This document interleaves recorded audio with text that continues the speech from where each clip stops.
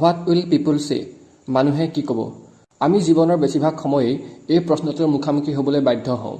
আচলতে ইয়াক প্ৰশ্ন নহয় ই হৈছে আমাৰ মুক্ত মনটোক বান্ধি ৰাখিব বিচৰা এক ধৰণৰ সামাজিক চাপৰ নাম ই এক শংকা এক নিৰাপত্তাহীনতা আৰু এক ধৰণৰ ভীতিগ্ৰস্ততাৰ নাম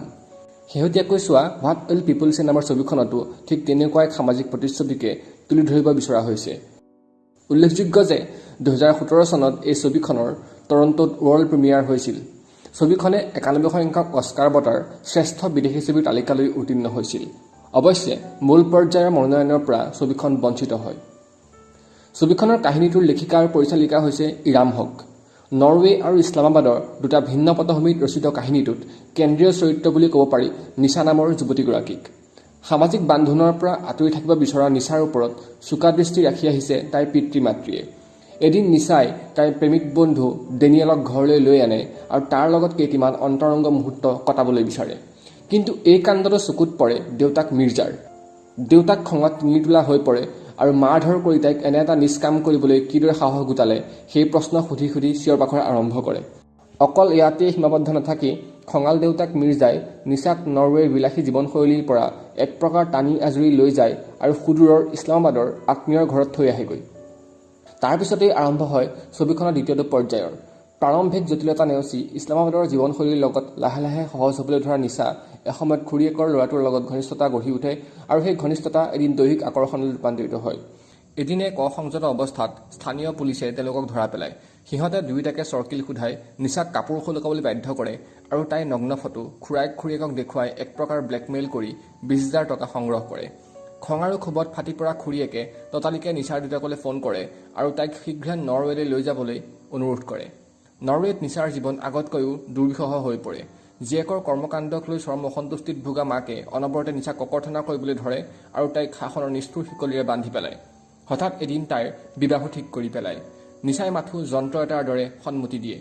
কিন্তু সেই ৰাতি তাই শুব নোৱাৰে আৰু এক ব্যাখ্যাহীন মানসিক যন্ত্ৰণাত ছটফটাই থাকি নিশাই এসময়ত এটা কঠোৰ সিদ্ধান্ত লৈ পেলায় সেই সিদ্ধান্তটো কেনেধৰণৰ আৰু সেই সিদ্ধান্তটোৰ ৰূপায়ণত তাইৰ দেউতাকৰ ভূমিকা কেনেধৰণৰ তাকে জানিবলৈ আপোনালোকে ছবিখন চাব লাগিব নৰৱেজিয়ান আৰু উৰ্দু ভাষাত নিৰ্মিত ছবিখনৰ কাহিনীটো বাস্তৱধৰ্মী আৰু তাৰ গতিও সাৱলীল সংলাপত শ্লোগানধৰ্মিতাৰ পৰিৱৰ্তে সামাজিক শৃংখলাৰ দাসত্ব স্বীকাৰ কৰা এহাল অসহায় পিতৃ মাতৃৰ নিৰ্দয় মনোভাৱ প্ৰকাশিত হয় ছবিখন ভাল লগাৰ দ্বিতীয়টো কাৰণ হৈছে পিতৃ মিৰ্জাৰ চৰিত্ৰটোৰ নিৰ্মাণ আৰু সেই চৰিত্ৰটোত আদিল হুছেইনে কৰা অনবদ্য অভিনয় চৰিত্ৰটো ওপৰে চালে এজন কঠোৰ পিতৃ যেন লাগে যদিও চৰিত্ৰটোৰ অভ্যন্তৰত এক স্নেহময় পিতৃৰ স্বৰূপো সুপ্ত হৈ থাকে ছবিৰ শেষৰ ফালে সেয়া প্ৰকট হৈ উঠে যেতিয়া বিবাহৰ পাছত নিশাক কোনো ধৰণৰ কাম কৰিবলৈ দিয়া নহ'ব বুলি ঘোষণা কৰা হয়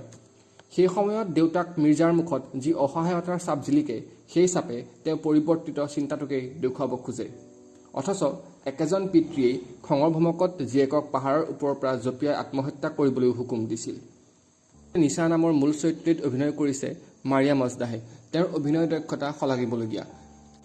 ছবিখনৰ এটা দৃশ্যত নিশাই ঘৰৰ চাদৰ ওপৰত চিলা এখন উৰুৱাই থকা দেখুওৱা হয় কিন্তু বহুবাৰ চেষ্টা কৰিও তাই সেই চিলাখন আকাশলৈ উৰাই পঠিয়াব নোৱাৰে ছবিখনৰ যিটো মৰ্মাৰ্থ সেইটোক বুজাবৰ কাৰণে এইটো এটা গুৰুত্বপূৰ্ণ প্ৰতীক বুলি ভাবিব পৰা যায় যাৰ জৰিয়তে পৰিচালকে নিশাৰ অসহায় মনটোৰ সীমাবদ্ধতাক তুলি ধৰিবলৈ চেষ্টা কৰিছে অৱশ্যে বাৰে বাৰে চিলা উৰুৱাব বিচৰা নিশাৰ অদমনীয় আৰু অপ্ৰতিৰোধ্য মনটোকো পৰিচালিকাই কৌশলপূৰ্ণভাৱে কাহিনীৰ শেষ মুহূৰ্তলৈকে জীয়াই ৰাখিছে উল্লেখযোগ্য যে ছবিখনৰ কাহিনীটোত কাহিনীকাৰ আৰু পৰিচালিকা ইৰাম হকৰ ব্যক্তিগত জীৱনৰ কিছু ছাঁ পৰিছে সমাজৰ দমনমূলক নীতি আৰু প্ৰচলিত পৰম্পৰাৰ কঠোৰ চাৱনিৰ বিৰুদ্ধে মুক্ত আৰু স্বাধীনচিতীয়া যুৱতী নিশাৰ যি অন্তহীন যুদ্ধ তাক আন্তৰিকতাৰে দেখুওৱাৰ কাৰণেই হোৱাট উইল পিপল সে এখনি